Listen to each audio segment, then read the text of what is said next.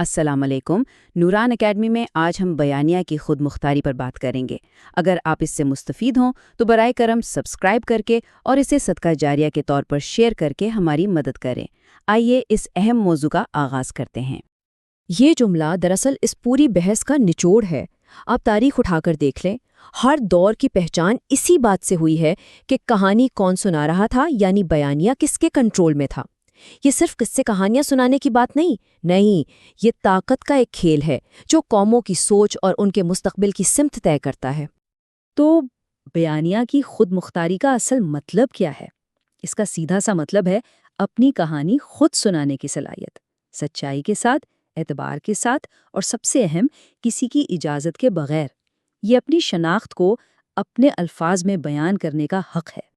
تو پھر سوال یہ پیدا ہوتا ہے کہ مسلمانوں کے لیے یہ بیانیے کی جنگ اتنی اہم کیوں ہو گئی ہے؟ آئیے ذرا اس کی گہرائی میں اترتے ہیں اور یہ سمجھنے کی کوشش کرتے ہیں کہ آج ہمیں اپنی آواز بلند کرنے کی اتنی شدت ضرورت کیوں پیش آ رہی ہے۔ آج کی دنیا میں عالمی میڈیا چند طاقتور ہاتھوں میں ہے اور اس کا نتیجہ ایک بہت ہی خطرناک خلا پیدا ہو چکا ہے۔ ہماری کہانیاں وہ لوگ سنا رہے ہیں جو یا تو ہمیں جانتے ہی نہیں یا پھر جان بوجھ کر ہماری ایک مسخ شدہ تصویر دنیا کو دکھا رہے ہیں۔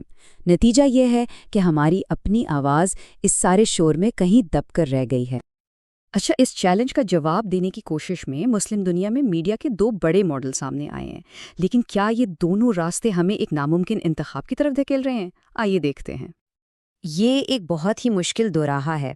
دیکھیے، ایک طرف تو ہے ریاستی سرپرستی والا میڈیا، جس کے پاس بے تحاشا پیسہ ہے، عالمی رسائی ہے، لیکن اعتبار نہیں ہے۔ دوسری طرف ہے آزاد میڈیا، جس کے پاس اصول تو ہیں، دیانتداری بھی ہے، لیکن وسائل نہیں ہیں۔ تو ایک راستہ طاقتور تو ہے لیکن بے اعتبار، اور دوسرا با اصول ہے لیکن کمزور۔ لیکن اصل نقطہ یہ ہے کہ یہ ایک جھوٹا انتخاب ہے۔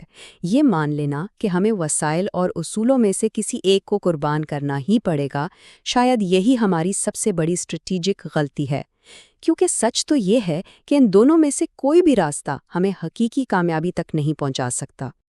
تو پھر میڈیا کی دنیا میں سب سے قیمتی چیز، سب سے قیمتی کرنسی کیا ہے؟ یہ پیسہ یا ٹیکنالوجی نہیں ہے، بلکہ یہ ایک ایسی چیز ہے جسے خریدا نہیں جا سکتا، اور وہ ہے اعتماد۔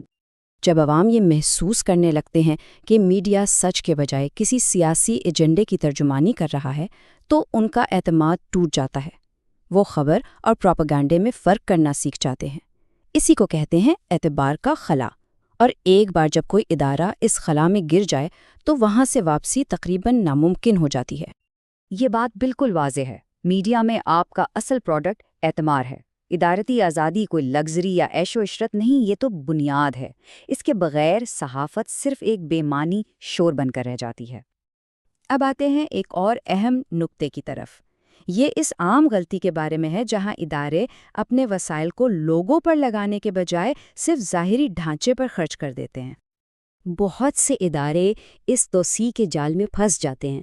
وہ بڑے بڑے دفاتر اور مہنگے کیمروں پر تو لاکھوں خرچ کر دیتے ہیں، لیکن اپنی صحافیوں، ایڈیٹرز اور تخلیقی ذہنوں کو نظر انداز کر دیتے ہیں۔ وہ یہ بھول جاتے ہیں کہ مواد انسان بناتے ہیں، مشینیں نہیں۔ یہ بات ہمیشہ یاد رکھنے والی ہے کہ کسی بھی ادارے کی اصل طاقت اس کی اونچی عمارتیں نہیں بلکہ اس کے لوگ ہوتے ہیں۔ باصلاحیت اور بااصول افراد ہی ایک ادارے کو کامیابی کی طرف لے جا سکتے ہیں۔ تو اب تک ہم نے مسئلے کی تشخیص کی ہے، آئیے اب ایک ایسے حل کی طرف بڑھتے ہیں جو عملی بھی ہو اور اخلاقی بھی۔ ادارتی آزادی کو بچانے کا سب سے بہترین طریقہ یہ ہے کہ فنڈنگ کے لیے کسی ایک ذریعے پر انحصار نہ کیا جائے۔ اس کے بجائے مختلف ذرائع سے تھوڑی تھوڑی مدد لی جائے، جیسے عوام سے ماہانہ تعاون، اخلاقی اصولوں پر کاربند اداروں سے شراکت داری اور مخصوص منصوبوں کے لیے گرانٹس۔ اس سے ہوتا یہ ہے کہ کسی ایک فریق کا ادارتی پالیسی پر دباؤ ڈالنا ناممکن ہو جاتا ہے۔ دیکھیے، اعتبار صرف دعووں سے نہیں بلکہ عمل سے کمایا جاتا ہے، اور اس کے لیے شفافیت لازمی ہے۔ اداروں کو چاہیے کہ وہ اپنے صحافتی اصولوں کا ایک چارٹر شائع کریں تاکہ عوام کو معلوم ہو کہ وہ کس معیار پر پورا اترنے کا وعدہ کر رہے ہیں۔ یہ ایک طرح کا عوامی عہد ہے۔ یہ بھی یاد رکھنا بہت ضروری ہے کہ اعتماد صرف بھاری بھرکم سیاسی تجزیوں سے نہیں بنتا۔ جب لوگوں کی ثقافت، ان کی زندگی کی چھوٹی بڑی کہانیوں اور روزمرہ کے معاملات پر مواد بنایا جاتا ہے تو عوام ایک انسانی سطح پر جڑ جاتے ہیں، اور یہی تعلق دراصل اعتماد کی بنیاد بنتا ہے۔ یہ سمجھنا بہت ضروری ہے کہ یہ کوئی فوری حل نہیں ہے، یہ کوئی 2 دن کی بات نہیں، یہ ایک طویل اور صبر آزما سفر ہے جو شاید نسلوں تک جاری رہے۔ حقیقی اثر و رسوخ راتوں رات حاصل نہیں ہوتا، یہ مسلسل محنت، اعلیٰ معیار اور غیر متزلزل اصولوں کا نتیجہ ہوتا ہے۔ جب آپ سالوں تک سچائی پر قائم رہتے ہیں تو لوگ آپ پر بھروسہ کرنے لگتے ہیں، اور یہی بھروسہ آپ کی سب سے بڑی طاقت بن جاتا ہے۔ تو اس پورے تجزیے کا خلاصہ یہ ہے کہ اگر مسلمان اپنا بیانیہ خود تشکیل دینا چاہتے ہیں تو انہیں طاقت یا پیسے کے پیچھے بھاگنے کے بجائے صبر، باصلاحیت افراد اور مضبوط اصولوں پر اپنی بنیاد رکھنی ہوگی۔